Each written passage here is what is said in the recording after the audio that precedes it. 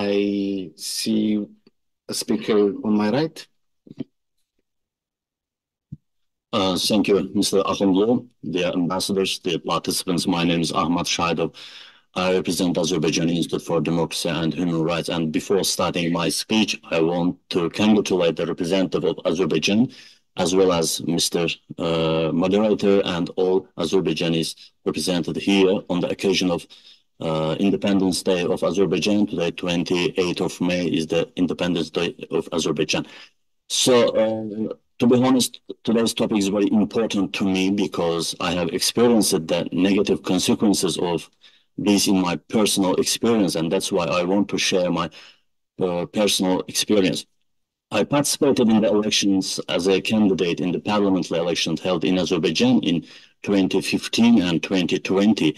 And I remember that my main opponent, Azar Karimli, is a businessman, and he used his financial resources to run an ugly campaign against me in a number of media outlets in Azerbaijan. And during the elections campaign, I tried not to pay attention to articles written against me, but in many cases, the local media crossed all the red lines and they call it as media freedom. It's first time that ugly propaganda was carried out against me, mainly in three directions. First, Ahmad Shahidov is a representative of LGBT, or Ahmad Shahidov defends the rights of LGBT minorities in European platforms. The second direction is Ahmad Shahidov is an agent of foreign countries. And finally, Ahmad Shahidov's mother is of Armenian nationality. All these so-called arguments were biased and had no basis. And during the election campaign, I wanted to make it clear to my voters that there is no shame in being LGBT, or being Armenian is not a crime. There are 40,000 Armenians living in Azerbaijan today, and there are thousands of LGBT representatives in Azerbaijan. They are part of our society.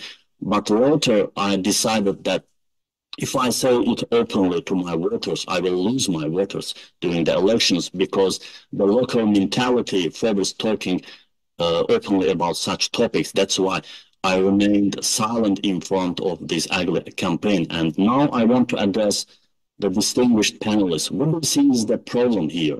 How do you think the problem is in the media system of the country, or in the media literacy of the citizens, or maybe the problem is in my reaction to this propaganda?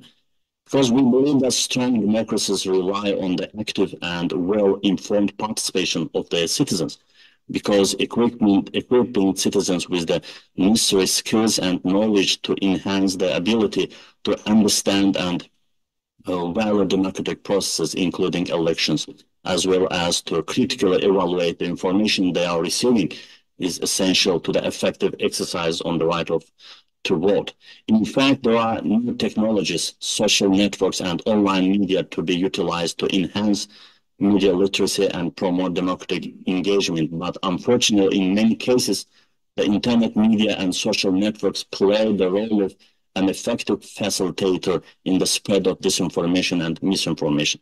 In my personal experience, I decided to exercise maximum patience in this ugly campaign against myself. But however, my family, my wife, children, mother and father, my relatives were deeply shaken by this propaganda. And seeing the psychological state, I appealed to the state of Azerbaijan. However, they responded me that the media is free in Azerbaijan, and this is the freedom of expression of those media organizations. To be honest, it's not the propaganda that worries me. The main issue is that the local citizens and the residents living in the constituency where I was a candidate believe in this propaganda.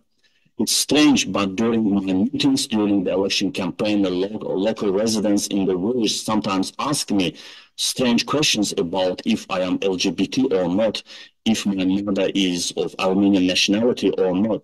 I was nervous these kind of questions to me. And then I understood at that time that the main issue is to increase the electoral literacy of citizens. Increasing media literacy of citizens will prevent such negative propaganda. As the moderator said, this year is a super election year in OSCE geography, and parliamentary elections will be held in Azerbaijan as well in the upcoming months. And this time I intend to participate again in the election as a candidate. I hope that I will not face this kind of negative situations anymore. And finally, I address my question to the panelists.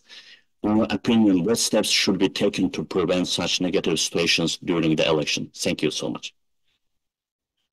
Thank you very much. Thank you for your comment and for sharing your personal experience as a candidate in the elections. Unless there are immediate remarks or interventions from the floor at this stage, perhaps we'll turn to the panel. Yes, please.